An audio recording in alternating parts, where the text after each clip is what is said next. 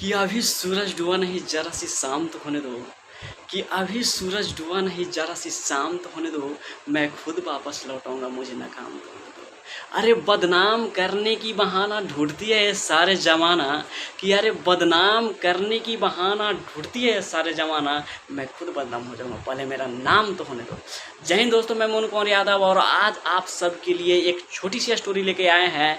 12th Hindi यानी कि उसने कहा था। लेखक है बाबू चंद्रधर शर्मा गुलेरी। लेखक चंद्रधर शर्मा गुलेरी और एक स्टोरी है और इसी स्टोरी को 5 स्टेंजा में बांटा गया है, 5 पैराग्राफ में बांटा गया है। वो बारीकी बारीकी से पांचों पैराग्राफ पे आपको चर्चा मिलेगी।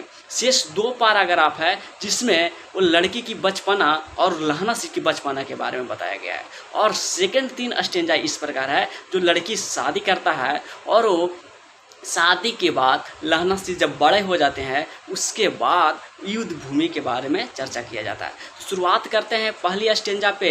जब इंसान छोटी सी गलती की वजह से इंसान उस मुकाम तक पहुंच सकता है, छोटी सी गलतियों को सुधारने की वजह से उस मुकाम को हासिल कर सकता है, तो लहना सिंह भी उसी प्रकार था। लेखक है बाबू चंद्रधर शर्मा गुलेरी और इसमें 5 स्टेंजा बनाया गया है। 2 पैराग्राफ में यानी कि प्यार मोहब्बत के बारे में चर्चा है। एक छोटी सी लड़की होती है और उस लड़की यानी कि मामा के घर जाते हैं और लहना सिंह भी अपने रिलेशनशिप में जाते हैं और उस लड़की से लहना सिंह की पहली बार मुलाकात होती है, एक चौराहे पर होती है जिसमें लहना सिंह पूछ देते हैं, बाबू तेरी कुरमाई हो गई? लड़की मुस्कुरा के धत कह के भाग जाती थी।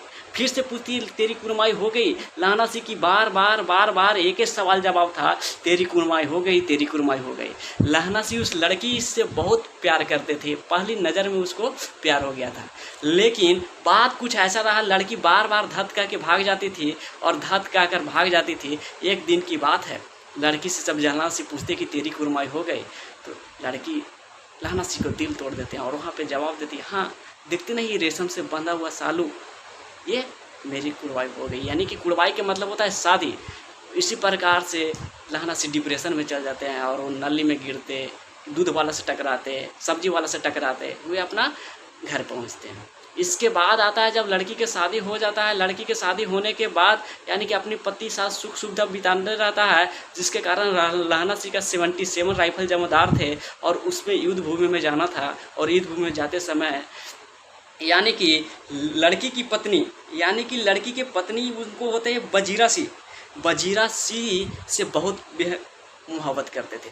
यानी कि बजीरा सिंह वो इंसान था जो लड़की से शादी किया था और उसका पुत्र था बोधा सिंह, जिसके कारण लहना सिंह के अपने घर ले जाते हैं और उन्होंने लहना सिंह जब भी देखते तो वही लड़की है जिसे हम बचपन में प्यार किया करते थे। यानी कि लहना सिंह समझ जाते हैं कि शादी इसी से हुआ है और जिसके कारण कोई दिक्कत नहीं, परिवार टूटने नहीं देते और उसको अंतिम तक सहायता करते हैं और अंतिम में युद्ध भूमि तक जाते हैं। युद्ध भूमि में हर तरह से अपनी प्राण को न बचाते हुए उस बजीरा सिंह को और बोधा सिंह को रक्षा करते हैं। इंसान जब एक बार जर्मन लेफ्टन आया था बम लगाने, इंसान को लहना सिंह की माइंड से इतने तेज थी, इंसान एक गोली पे उसको पकड़ लिया। बोला था माचिस है, लहना समझ देते हैं मेरे तो कोई पार्टनरशिप में सिगरेट बीड़ी वगैरह तंबाकू वगैरह नहीं पीते हैं, लेकिन उन्होंने एक पॉइंट की वजह से उन्होंने पकड़ लिया और जिसके कारण सभी का जान बच गया। अंत में उसे बंदूक छीन के गोली मार देता है। और एक बार की बात है, जर्मन लेफ्टन आता है और उन्होंने नकली वेशभूषा बना के आता है और वही जर्मन लेफ्टन था, जिसके कारण लहना सिंह अपनी पूरी फौज भेज देते हैं आगे की ओर और अपने अकेला रह जाते हैं और वो बोधा सिंह रह जाते हैं बेचारा। इंसान एक छोटी सी गलती करता है और आगे जाकर बहुत पछताता है। तो उन्होंने हड़ाक द्वार किरत सिंह को भेजता है कि जाओ पीछे से लेके आओ, यानी कि जर्मन लेफ्टन चढ़ाई कर दिया है, जिसके कारण अकेला ही लहना सिंह युद्ध लड़ते रहे और पीछे से आए बोधा सिंह आए और उनके पिताजी आए और दोनों मिल के युद्ध को पीछे से समाप्त किए, पीछे से पार किए। तो जय हिंद दोस्तों, ये स्टोरी कैसे लगी, वीडियो को ज़्यादा से ज़्यादा अपने दोस्तों के पास